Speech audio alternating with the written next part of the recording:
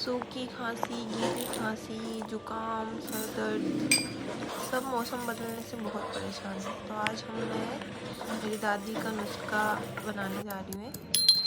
लौंग और काली मिर्च को मैंने सेक लिया है तवे पे, फिर उनको बारीक कूट के पाउडर बना दिया। उसमें शहद 1 चम्मच मिलाना है।